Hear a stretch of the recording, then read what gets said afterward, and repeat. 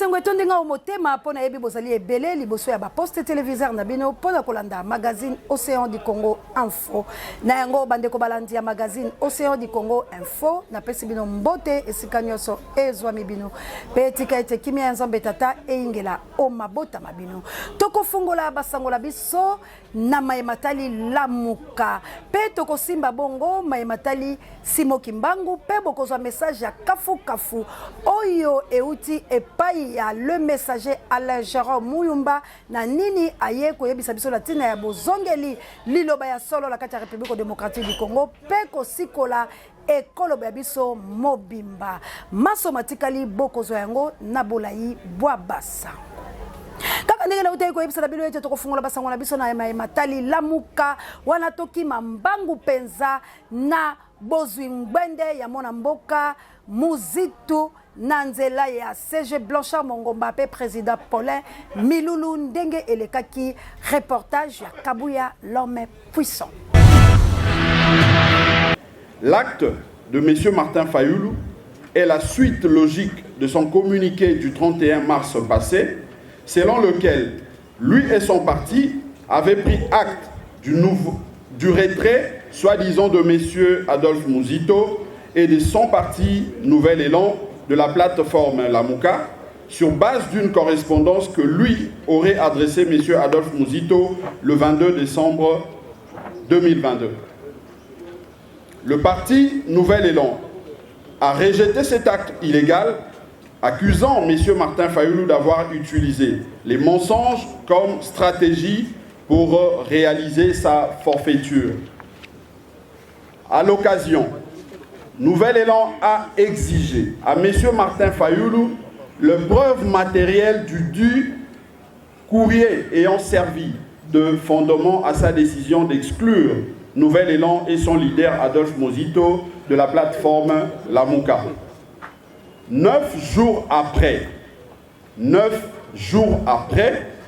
M. Martin Fayulu n'avait toujours pas présenté à l'opinion la preuve du retrait de M. Adolphe Muzito et de son parti de la plateforme Lamuka.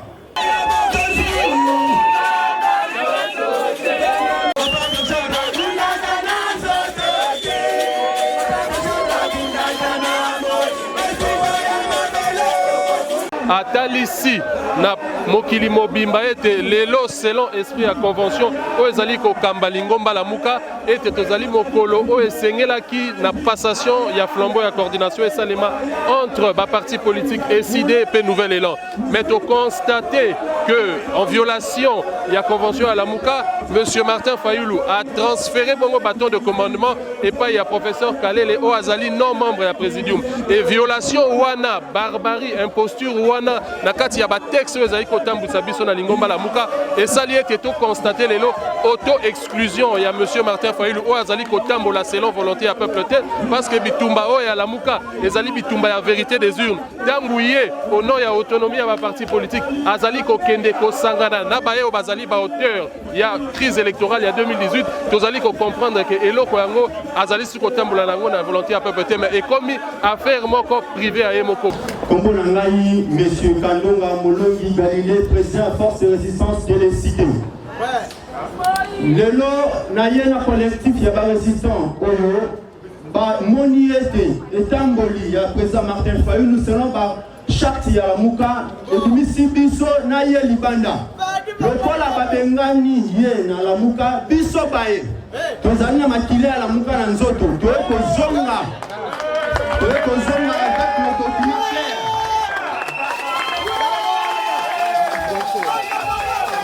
J'ai déposé la démission au niveau du secrétariat général, ils ont rejeté la démission.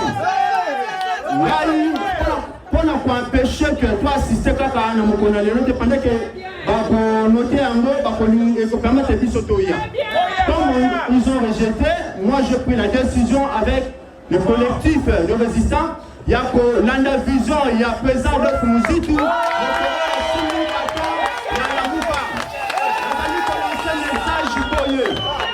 La jeunesse congolaise nyonso tozwaki tina pe mokano ya kosala la muka pona kobengana M.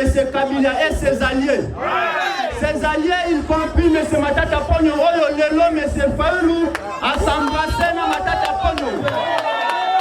Cela veut dire, voyez, on a considéré le président Martin Fayoulou à cracher sur le tombe, il y a aussi Moukendi, Kapangala, parce que ce sont des personnes, on va on a préservé, bon, qu'on dit en bon carré, ça peut penser en terre. Les amis Bongo, Océan de la presse congolaise, Mokambia Magazine, Océan du Congo Info, et Océan du Congo Lanzela Singa. Motuna Mangai, nos amis Boyi, CG pour Charles Mongomba, et pour Zali Bossama Maloba, et la plus Motuna. Malo des amis Boyi, Congo et Abisso, tout le monde est pesé à Solo, et Zali Bobé, au milieu de la Samani, citoyen non corps. Pambate, tout le monde a dit. Papa Lumumba, na président Kasavubu Bamuka Bonaki. Kasi bakabonaki te lokola bakongomani, mayele te makanisipe sai na bangonde sena te bakabwana. Ndenge pe lelo mwana mboka Adolphe Muzitu na Martin Fayoulou bakabwani tolobi iyo po ete bakutani te na ndenge ya esaleli bomama. Kasi motuna na ngai ezali bon. Okundi te to pe bino na nzeli non ke bamboka iso oyo EAC evandi bendele ya République démocratique du Congo et c'est bon Congo peut pas sous terre à chez bendele mosusu siko na bino bozu lamuka oyo peuple apesi bino maboko bolo bana biso pole lelo nini ko kusala lokola résistance pona kosilisa balkanisation pe kopesa kimia solo na molongo mobimba pe na bakongo mani na banzi ete bolandila bokebi lolenge kani milulu mile kaki lolenge kani lamuka eyei kotambola pola mikolo miloki kasi tozaki pe la échange ya ba question réponse Kabouya l'homme puissant reportage. Militantes et militants, les nouvelles et langues j'ai entendu ici. Monsieur le secrétaire général, vous avez plus de 5 ans étant politique. Monsieur Mouzito le savent bien. Et Martin Fayoulou, il semblerait, c'est sa façon de procéder. Et qu'est-ce qui vous avait poussé de faire alliance avec lui? Pour enchaîner l'idée de ma question, pensez-vous avec cette façon d'aller à l'ordre dispersé aux élections de 2023, n'est-ce pas que Félix vous a déjà battu? Merci. Malheureusement, Congo et Abisso, tout le monde est pesé à Solo et Zali Bobé, au milieu de la Samani, citoyen non corps. Pambate, tout le monde a dit, Papa Lumumba, na président Kasavubu Bamuka Bonaki. Kasi bakabonaki te lokola bakongomani, mayele te makanisipe sai na bangonde sena te bakabwana. Ndenge pe lelo mwana mboka Adolphe Muzitu na Martin Fayoulou bakabwani tolobi iyo po ete bakutani te na ndenge ya esaleli bomama. Kasi motuna na ngai ezali bon. Okundi te to pe bino na nzeli non ke bamboka iso oyo EAC evandi bendele ya République démocratique du Congo ezali bongo Congo pe pas sous terre a che bendele mosusu siko na bino bozu lamuka oyo peuple apesi bino maboko bolo bana biso pole lelo nini ko kusala lokola résistance pona kosilisa balkanisation pe kopesa kimia solo na molongo mobimba pe na bakongo mani maton. La deuxième question également, je voudrais savoir, c'est un peu important, je voudrais savoir, aujourd'hui vous êtes divisé, Martin Fayoulou est dans son camp, vous également vous êtes dans votre camp. Qu'est-ce que vous comptez faire justement pour garder votre plateforme, surtout en termes de droit? Parce que Martin Fayoulou peut également faire un pas en avance pour légaliser les choses et s'accaparer également de la plateforme Lamuka. Vous, qu'est-ce que vous allez faire justement pour que la plateforme vous appartienne en jamais, surtout en matière légale? Martin Fayoulou, c'est quand même le bité.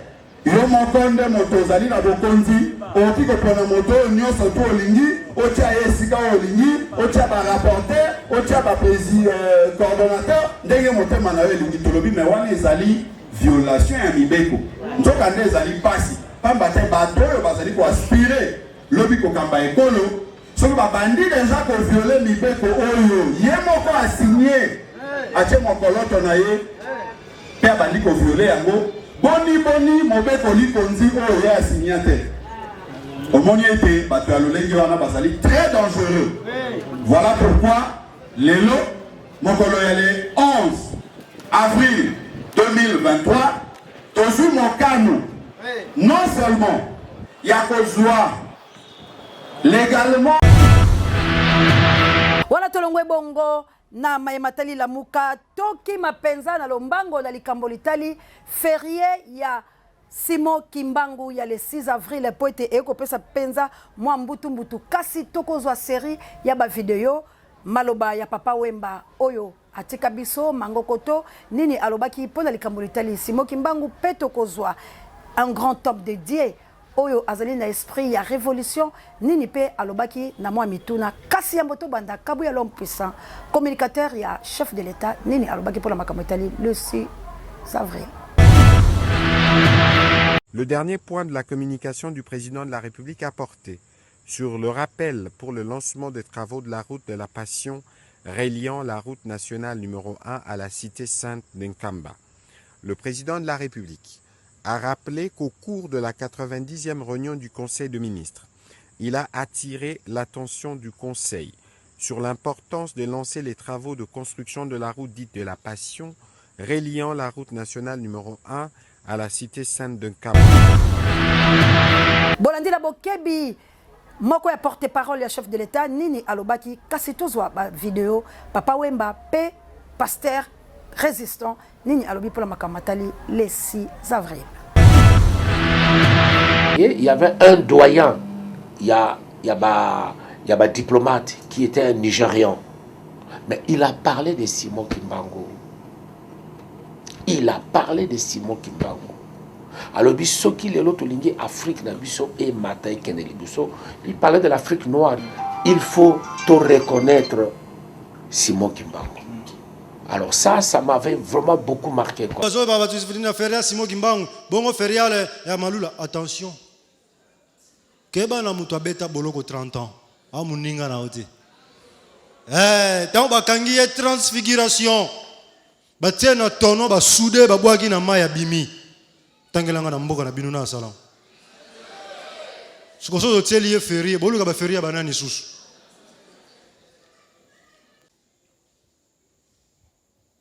Tata Simon Kimbangu yala ka yala munza ya mvemba.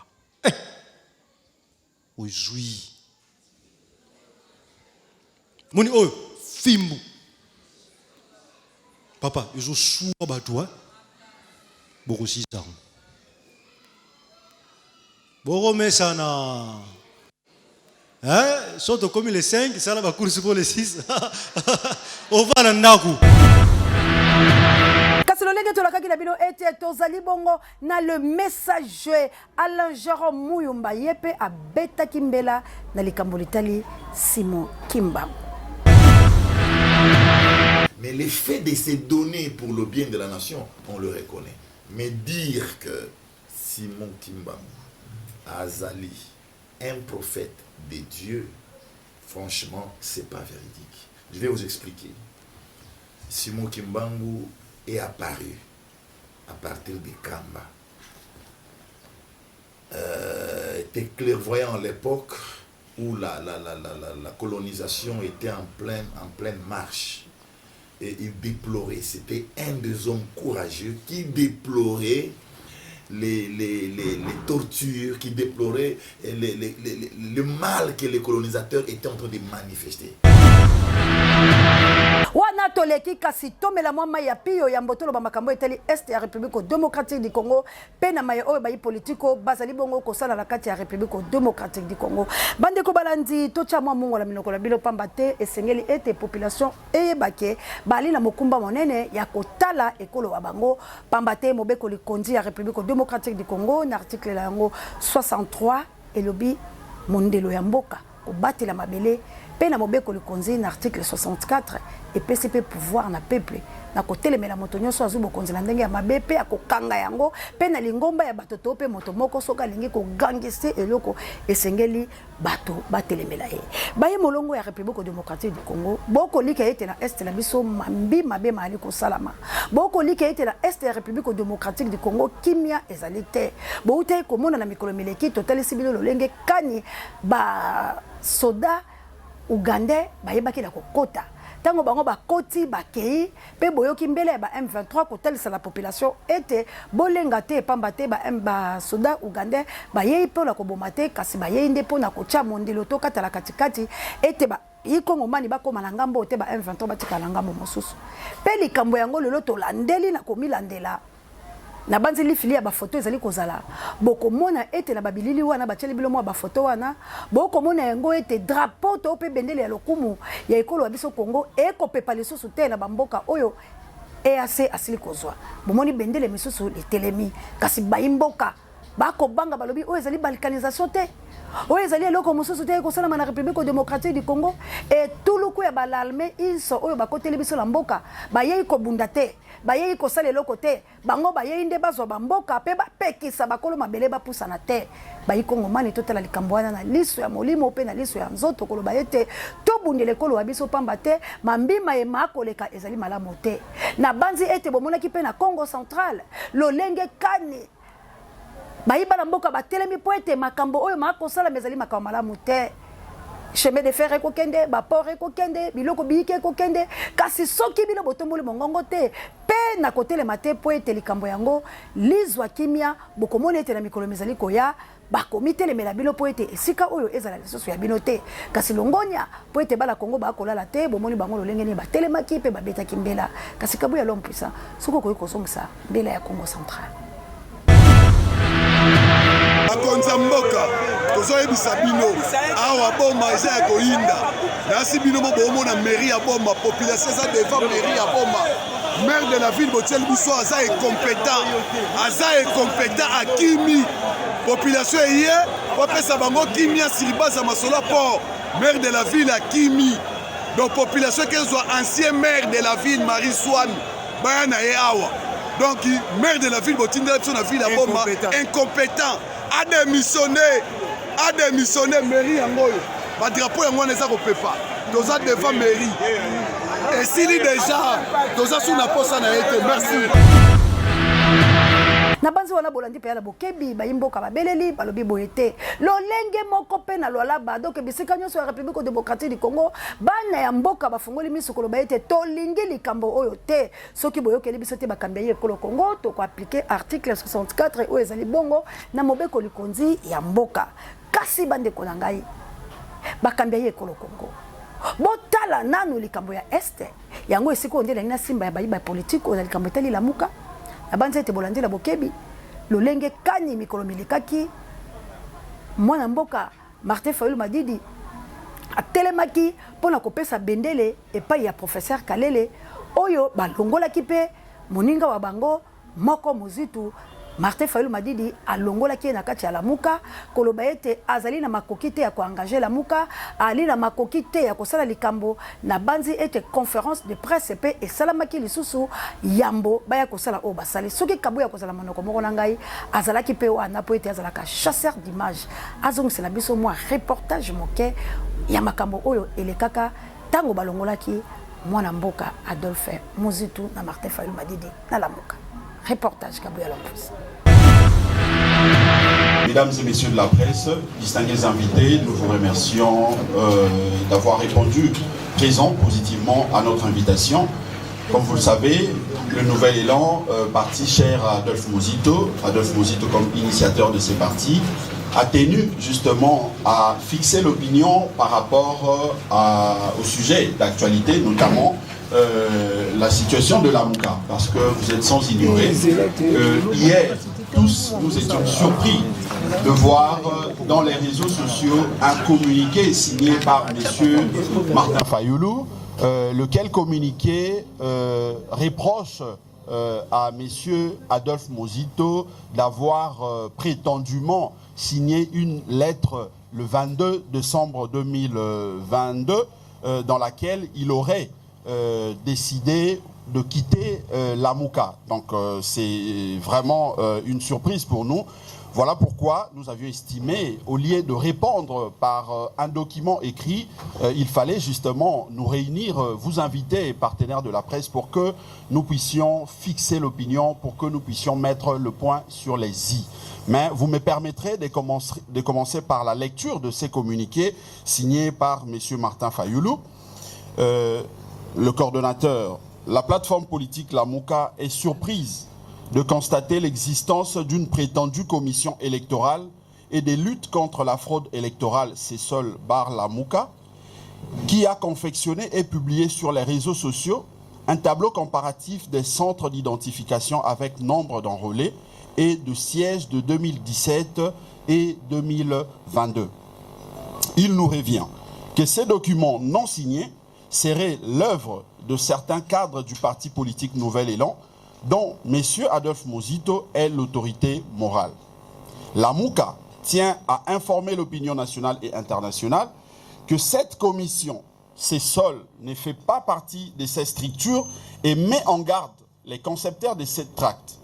Lamouka saisit par ailleurs cette occasion pour informer l'opinion publique que le 22 décembre 2022 dernier, M. Adolphe Mozito, par une correspondance adressée au coordonnateur de Lamouka, s'est volontairement retiré du présidium de Lamouka en faisant savoir qu'il n'en était plus membre. Les collèges des présidents de Lamouka a pris acte du retrait volontaire de M. Adolphe Mozito et de Nouvel Élan, alors que, lors de sa réunion ordinaire du 23 janvier 2023, en conséquence, ils ont perdu toute légitimité de s'exprimer au nom et pour le compte de Lamouka, y compris via ses comptes dans les réseaux sociaux. Que Dieu bénisse la République démocratique du Congo et son vaillant peuple fait à Kinshasa, le 31 mars 2023, pour Lamouka, Martin Fayoulou. Nabandi ete bolandi yango na bokebi na mwa moke nango pamba te ezali biloko bilekaki ba mowelaki makambo oyo etali bongo mokanda ya le 22 décembre 2021 si je me trompe pas kasi mokanda ne monanaki te mokanda monani bobele ya le 20 na le 21 kasi na tina na yango nde bomonaki le 8 oyo ezalaki mokolo mwa poso mouti koleka yepe autaki bongo kosala flambeau na ye kasi na ngambo mosusu ya politiko pe ya Nouvel Élan bango pe batikaki te ndenge bouti kolanda bango basalisi pe mobangela milulu pona koloba ete bango pe na ngambo la bango balongoli mwana mboka Martin Fayoulou Madidi akoki ko engager Lamouka te akoki kosala makambo na maye oyo etali Lamouka te po ete asali violation mwana mboka Blanchard Mongo babengaki yango abimi angwalima na lolenga lobaki yango ya lokota ya biso ya lingala alobi abimi angwalima alingi angwalimize Lamouka yango balongoli ye pe balobi soki bamoni ye engagé Lamouka na likambo manso oyo akoki kosala ekobotela ye mengai kasi toyebi te mwana mboka Martin Fayoulou Madidi azali bongo na ngambo ya Lubumbashi toyebi te tina ya mobembo na ye kasi soki azongi tokoluka moye ya kokoma pe kobenga nzinga moye bamekala kotalisa biso etela likambo litali Lamouka ekomi distraction ekomi bongo komola lisabayi molongo pongi ya babebe pamba te makumbi mabe makolekala kati ya République démocratique du Congo kasi tokozola yango solution te yango tokosenga ete la population esala keba na bayi palati politiko pe moto oyo atalaka makambo etali bayi palati politiko la kati ya République démocratique du Congo lokola la ministère na biso ya intérieur ba palati politiko ebotami boni na mboka oyo ezali kati la boumbu ba palati politiko ebotami boni ekobota maloko ya mayebotina na yango nini po ete palati politiko eyaka koluka misolo te palati politiko eyali likambo ya pasi po ete yo kende po ete obundelaka ekolo bwayo kasi ya biso yali kobotama lokola mayebo elingi kolakisa ete bayi politiko la biso bayaka nde po bango bakoma bato na bizwi seke yi politiko ya Congo yali kosala te pona kobikisa bakongomani bayi politiko ya République démocratique du Congo bakotala nde miele bali lokola bafulumi batali miele pe bapusani po bango bafifa yango kasi bapesa peuple te yango moni to kobeta mbela maloba ya Mzee Laurent Désiré Kabila on libère pas un peuple ndenge bolobaka la lokota ya français peuple ye moko a se libéraka esengeli na peuple congolais atala likambo malamu po ete pouvoir ezali na ye pe ezali kolika na ye pe ezali kopesama na ye na kolandisama ete ye nde moto akomisaka bango bakonzi bango bayali bane misala na biso po ete basalaka mosala wana malamu kasi soki bakomi kuna bakomi na bango bangangi bakolika ete population oyo apesaki bango maboko alia te alala pongi ya pamba azala mobini ya zoba yango tokosenga ete toteleme biso banso lokola moto moko pona kosilisa maye oyo makoleka na est ya République démocratique du Congo, maye oyo mabiki tango molai kokufa koviole kosala makambo oyo mayi malamu te etumbe ya litongo midi pokwa kobome ya litongo midi pokwa pete okoyoka ete conflit ekeyaka ekozwa makolo tikino ekokomela biso na komini ya Maluku ikomi na zolo ya Kinshasa wana mikolo mikoya ekozela biso boni yango tokosenga na bakambi ya ekolo Kongo pe bayimba na mboka oyo bokonze pesa melibino botele mepoete bobatela ekolo wa bino kabuya l'homme puissant zongiselanga lisusu invité wa biso messager Alain Jérôme Muyumba. Je dormais, je voyais une mère. Yewana aye, le grand messager Alain Jérôme Muyumba aye na fimbo ya kekele pona kodominer sur toute puissance maléfique. Ndenge Bible lobby, je vous ai donné le pouvoir de dominer sur les scorpions et sur les serpents et sur toute puissance de l'ennemi. Dieu a encore ajouté, rien ne peut vous nuire. Yango wana le messager Alain Jérôme Muyumba atamboli na fimbo ya kekele pona kobuka bikeko alobi to telemi lokola force ya Gédéon lokola Gédéon abotama ki uta libumu ya mama tango azalaki nanu litanga ya makila abotama mobuki bikeko kasi yambo force pe pouvoir ya Gédéon eyebana esengelaki abuka nanu na yili bota na ye po ete papa na ye azalaki bongo moloki nde messager Alain Jérôme Muyumba abandi kobuka na République démocratique du Congo oyo ezali terre promise aye na ye po ete abima soki lolenge nini te aye na ye te pona koluka succès kasi kutana na ye yo kaka liloba ya Nzambe pe liloba ya Nzambe e convaincre yo soki oye na lolenge ya mabe fimbu ya kekele démon loin de messager Alain Jérôme Muyumba au nom de Jésus Christ Jésus nde akofrape yo mbangwana eye libération ya République démocratique du Congo to betela ye maboko po ete Nzambe abosani Congo te bilaka bya ye biye kokokisama nani nde mokonzi bokoyeba Océan du Congo ebale eboya mbindu. Il pense qu'aux choses noires. Le chef, qui est chef coutumier? Chef des coutumes. Quelles sont les coutumes? Et ces coutumes sont proportionnelles, sont des coutumes égales ou égaux aux coutumes divines. Non, il y a un Dieu suprême, créateur, dont le nom est Elohim. C'est lui qui anime cet univers par sa lumière. C'est lui qui s'est choisi pour pouvoir libérer la nation. Il s'est choisi de la nation pour faire de cette nation les sanctuaires divins pour assembler les élus du monde.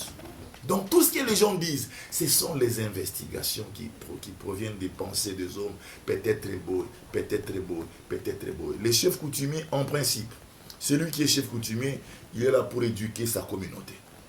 En principe, ils auraient tous, je ne peux pas dire Bible, des paroles de connaissance qui amènent à la vraie vie. Puisque quand nous parlons de la Bible, c'est pas, moi je dis c'est pas l'absolu. L'absolu c'est le Saint-Esprit. Donc tous les chefs coutumiers, s'ils veulent bien guider les communautés, je vous dis c'est par des conseils de lumière. Des conseils que l'on va battre dans ils encadrent ça. C'est bien. Ce sont des chefs de communauté pour apporter des leçons d'expérience, des sagesses aux communautés pour qu'il y ait réellement une bonne atmosphère, une bonne ambiance, que les gens vivent dans la paix, dans la sécurité.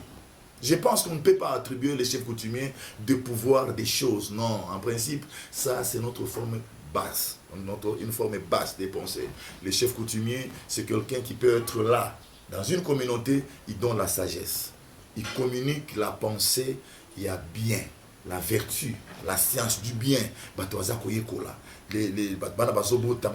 Une certaine culture, où le chef coutumier sage, appelle ça, où il kolongola mabe, il kolongola bondoki, il kolongola libebi. Je pense que ce sont des fonctions que les chefs coutumiers doivent faire. Mais ce que ça m'a belleté, le col à l'état à biso pour être pour y un message au si qu'on la paix écolo, paix aux amis qu'aux hommes sabato la katia bosolo. Kasi lelo, mosale kosala m'appelle en zoto na molimo. Bakambeye écolo bakozala, la chef coutumier bakozala. Mais lelo ba chef coutumier balabala ba moete. Ma belé za la kandisu ya ba moete et comment elle l'état. Ma belé na si ya ma belé comment elle l'état.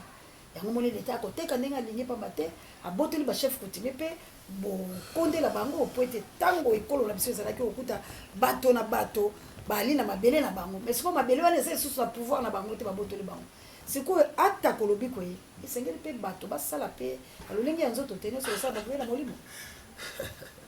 Mama Océan olobaka ke mai eboya mbindo est-ce que mbindo eza bien kati na ekolo eza nde mbindo esali ekolo na biso eza na mpasi boye. Chaque mabele ils ont séparé neto kuboya balkanisation tozana chaque nation ils ont séparé na frontière na mosusu ils allaient dirigés par l'État, c'est-à-dire nation, territoire, mabele, peuple, appareil de l'État qui est l'État où il y a qu'à gérer Batouana. Et c'est l'État qui est le propriétaire ya mabele. Surtout lobby ba chef coutumier de bazaba propriétaire ya mabele. Toujours que le bayango na forme à sens traditionnel. Ndé sans sango eza mabele. Donc reconnaître bakoko, moi je te dis,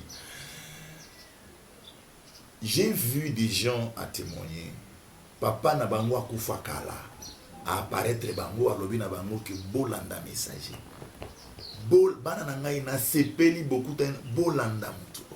C'est pas une personne ébélé. Je te dis ébélé. Mutu aza kolanda ngai ya comme na faiblesse, aloti mama na ya kufa kala apparaître moi na ngai. Ce qui olemi bongo bandeko na yo. C'est ko bakufa ba. Landa zela na lingi kolobela yo eloko moko na kati.